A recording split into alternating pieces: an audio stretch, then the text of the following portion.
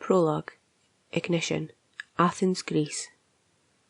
The swift movement of a crowd on the street caught Alessia's attention from within her caffinio shoppe. Unusual, she thought, for a surge of tourists to ascend towards the Acropolis this late in the afternoon.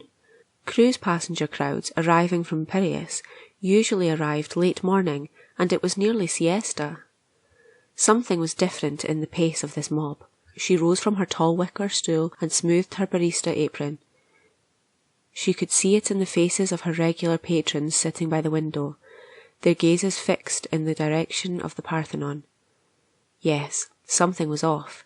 As she approached the threshold of the shop, she could tell now it was a mass of local Athenians, shouting and pointing up as they marched towards the ancient attraction.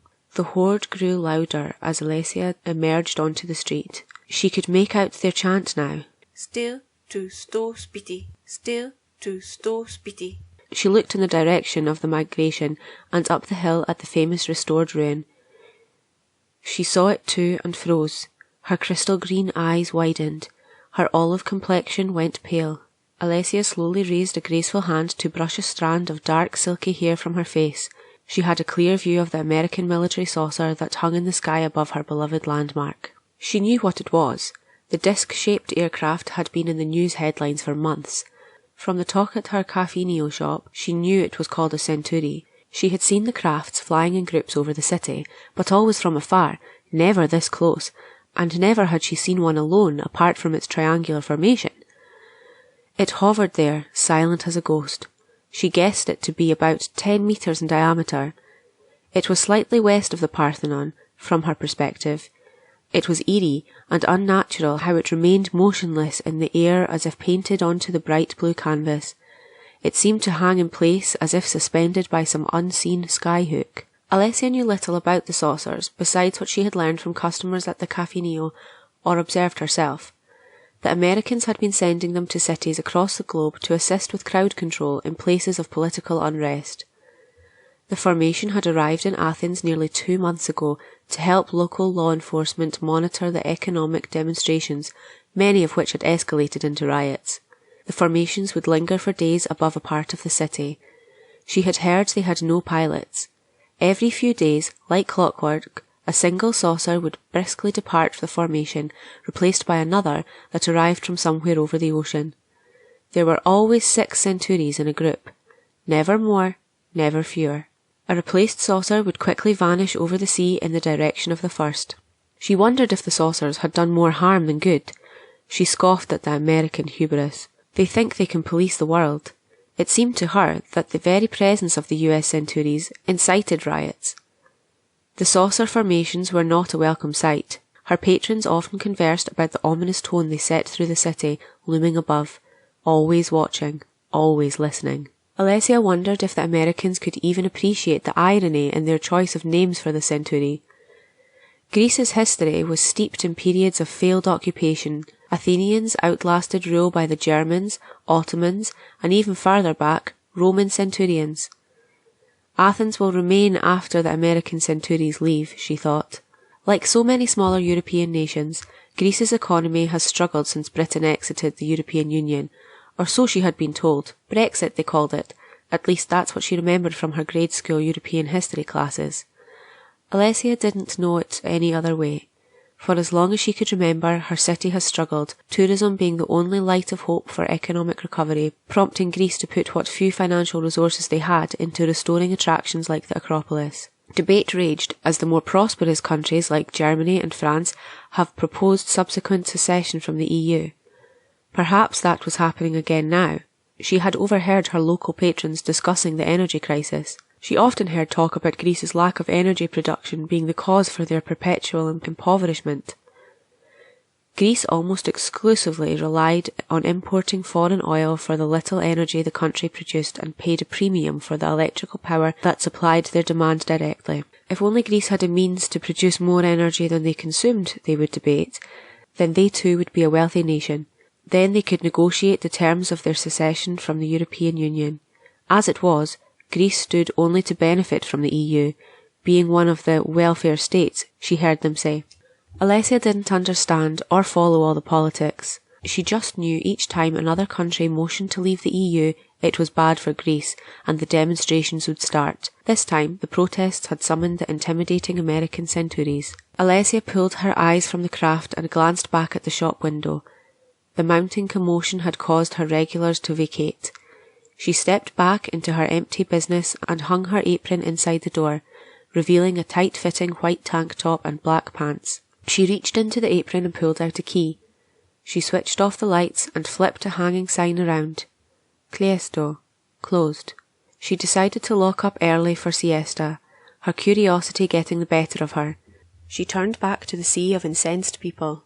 She fell into step towards Areopagus Hill, alongside the Dionysius walkway to where she knew she would get a better view. As she moved, her gaze remained trained on the unworldly-looking vehicle parked some 2,000 feet above the temple of Athena Nike. As she reached a bend in the right in the walkway where the incline started to increase, a small approaching group of young women who were in a hurry forced her to break her stride.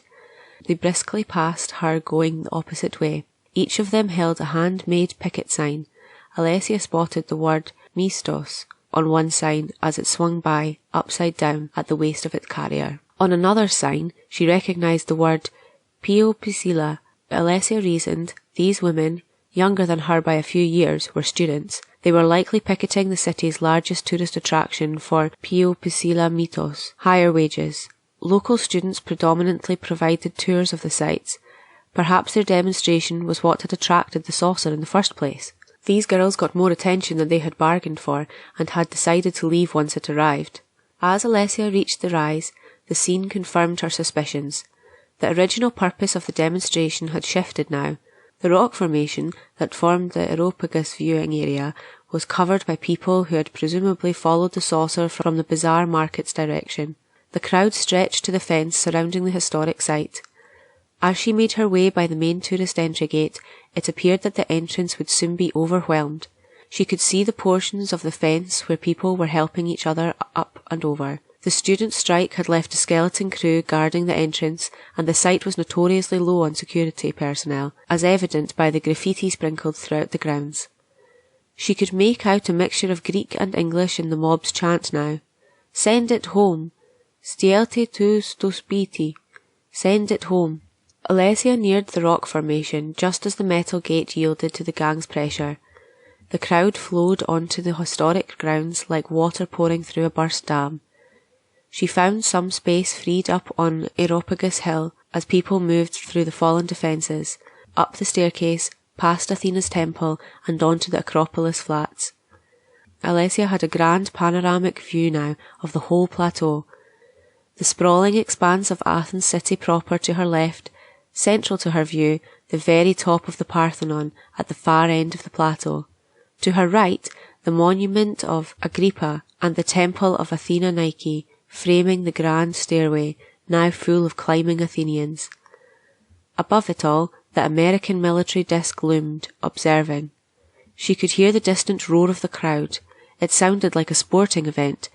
Despite their anger, she felt the mob would respect the heritage of their historic site. It was the symbol of a grand era, and gave all of Greece the hope that prosperity would come again. She had been watching the events unfold for only a few minutes when the sound of a klaxon commenced. It was like in the movies when a submarine started to dive. It originated from the saucer. The siren was sometimes louder, sometimes softer to Alessia as the breeze carried the sound. Alessia narrowed her view onto the craft, its motion almost imperceptible at first. It appeared to be descending. Yes, she thought, as it neared the structure beneath it. She was sure it was slowly coming down. Red lights began to flash around its perimeter as it dropped below 1,000 feet.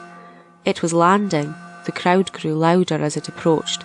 500 feet, 200 feet, 100 feet. The machine seemed to pause above the structures, as if seeking a clear spot to touch down. Perhaps it could sense the people below it. The people below certainly knew it was there, their yells nearly drowning out the audible signal emanating from the craft warning those below it was descending like an autonomous semi-truck in full reverse. Alessia could see debris being lobbed from the ground up at the intruding craft. It was just far enough from her for her to be unsure, but she thought she could see stones ricochet off the bottom surface. Yes, Now she could see small flaming projectiles. The crowd was throwing Molotov cocktails. For the first time, Alessia's curiosity turned to fear and anger. What were they thinking? Everyone knew that bullets do not affect the crafts. What was throwing fire going to do but harm Athens's most precious sight? And what if it did do damage to the flying saucer? Did they think about those consequences? The Acropolis was the centre of the city's tourist economy. Aside from her few regular customers, Alessia's income at the shop came predominantly from tourists. And then it happened. A flash of flames rocketed from the centre of the saucer for just a moment. Smoke shot out along its edge on either side. The craft started to spin, and for another quick instant it rose slightly, and then it began to tilt away from Alessia. She could see the smoke trailing from its perimeter, creating a spiral galaxy effect as it receded faster and faster. Alessia could see it was heading towards the Parthenon, wildly out of control. It clipped the front column of the structure and appeared to rotate down along the northern row of columns as it crashed down out of Alessia's sight. She watched in horror as stone debris rose into the air. The shock of adrenaline coursed through her veins. She was standing on her tiptoes. She raised a graceful hand to her face and brushed a tear from her crystal green eyes. In an instant, Alessia witnessed a century ruin the legacy of an era. Now available on audiobook and everywhere books are sold.